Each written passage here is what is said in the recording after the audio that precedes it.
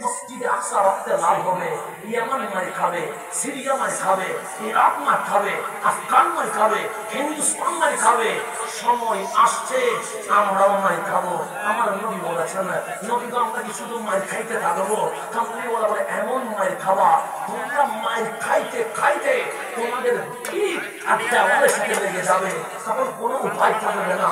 বাংলাদেশে মুসলমান মার খাচ্ছে, হিন্দুস্তানে মুসলমান মার খাচ্ছে, ফিলিস্তিনেও মুসলমান মার খাচ্ছে, সমগ্র বিশ্বে মুসলমান মার খাবে, চীনেও খাবে, আমেরিকায় খাবে, অস্ট্রেলিয়ায় খাবে, সব জায়গায় মার খাবে।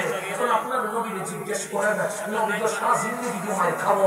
আমার রাসূল বলেন মার খাইতে খাইতে যখন দেওয়ালের সাথে তোমাদের পিঠ লেগে যাবে, আমি নবী ভবিষ্যৎবাণী করে গেলাম, ফিলিস্তিন জিতবে, মসজিদে আকসা তোমাদের আওতাধীন চলে আসবে।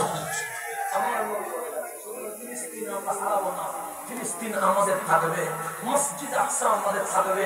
তখন আমরা জিজ্ঞেস করলাম, নবী গো, এখন তো দেখি ফিলিস্তিন মার খায়, ওই কেউ তো প্রতিবাদ করে না, সৌদি আরব প্রতিবাদ করে না, কাতার প্রতিবাদ করে না, কুয়েত প্রতিবাদ করে না, আবুধাবি প্রতিবাদ করে না, কোন আরব রাষ্ট্র মুসলমানের পক্ষে কথা বলে না।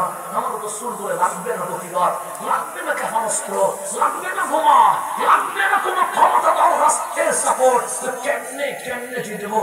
আমার রাসূল বলেন, ফাতেমা রে, আমি নবী মদিনার হুজরায় বসে কিয়ামত পর্যন্ত দেখতে পাচ্ছি।